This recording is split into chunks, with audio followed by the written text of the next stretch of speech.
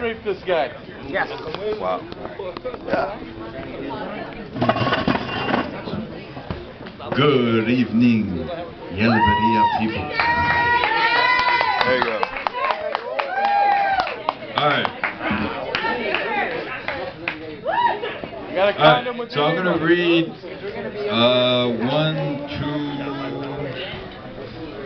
two old poems and a fairly new one. I actually read it in the first reading earlier, so One of those I'm just gonna guys. read it again because I actually liked it. I'm gonna see if I can do it better this time. Alright. So, Blackbirds. I love this one. Blackbirds. I was jogging at a nearby park and saw two blackbirds pecking at one another, ripping flesh and feathers. How similar we are to the birds, robbing from one another, taking from what surely doesn't belong to us, just as I am every night when I sit down and rip into a page of wood that never wanted to become a filled poem of mine. Or how lovers look into one another and steal the very good in each other, then say, sorry, it wasn't you, it was me. We're all thieves when you get down to it. We can stand up here and say otherwise, but we are the craftiest liars in all of this world. Birds at least do it for survival. We do it because we know we can. We create landscapes over land that didn't belong to us to begin with. We write novels and poems of gods and angels and demons, and only to put to an extent that they came first, and then us. And now here we are, all of us, sitting here together, butchering and skinning the world like our own canvas at home, molesting the idea of love into this perverted version that doesn't make sense anymore. What is love anymore? But a poem one writes to get inside the pants of someone they wanna fuck. Truly, maybe, perhaps, I have become a cynic with a pen.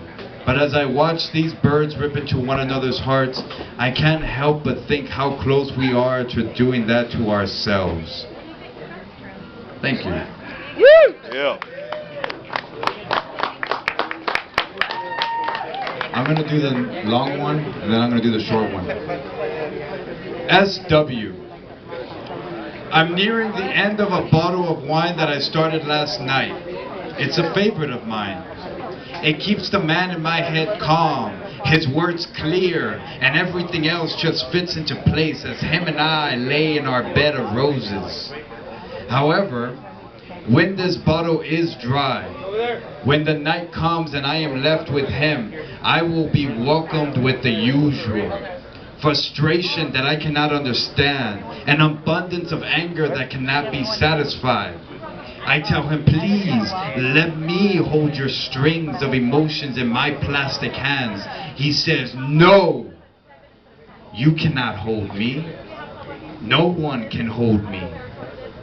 We choose poems together before every reading. We look through his work, my work, and we decide on what is best for them to hear. But once we're up here, he begins to lose it, begins to grow impatient, especially if he hasn't had 1 or 2 drinks in him. He looks at the people and wants to shout, listen to me, look at me. And when it's all done, when we're back home and we're in bed again, I feed him his wine and I look at him lie there, writing on his arm, his hands. He's afraid of being alone with himself, so I won't leave him just yet. I'll work on this poem and let sleep take him first. After it does, I'll go get his wine from the store nearby. Oh, kid, save yourself the trouble of getting me that wine. I don't need help of any kind. I stand up in crowds, look at them, and they don't see my eyes, green and frolic like deers in the rain. I linger behind your breath, kiss the women you love, and satisfy yearnings of the worst kind between the hours you sleep and I lay awake on a bed that is not mine. Yes, You and I are two different men in one unkind body, molded by the gods of soul and passion, and the goddesses of immortality and morality.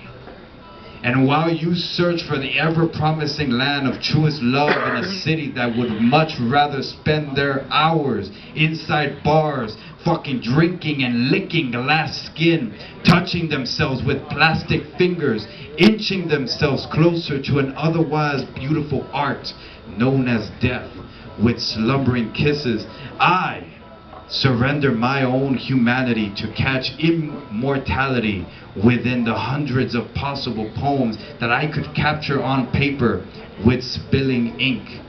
So kid, save yourself the trouble getting me that wine. I don't need your care. I don't need your love. I have the promise of immortality ahead of me. Somewhere between the tip of this fucking pen and the pale skin of the wood I'm writing it on. Thank you. Yeah.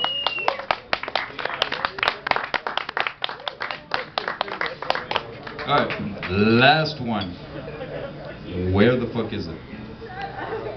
Think I fucking lost it.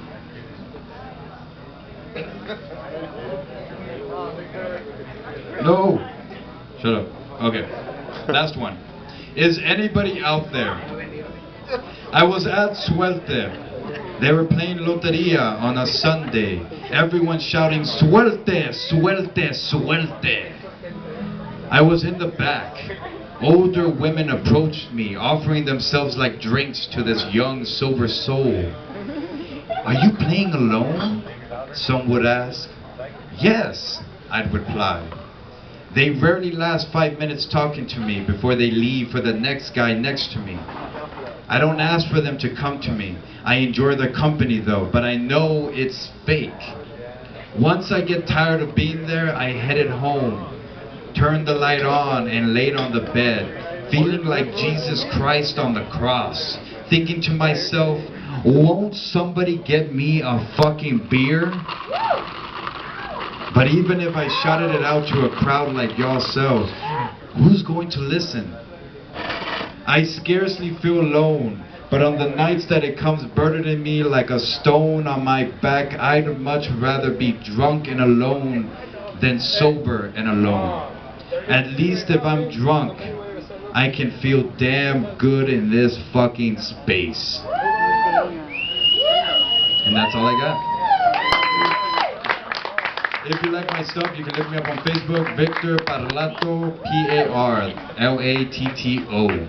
Thank you.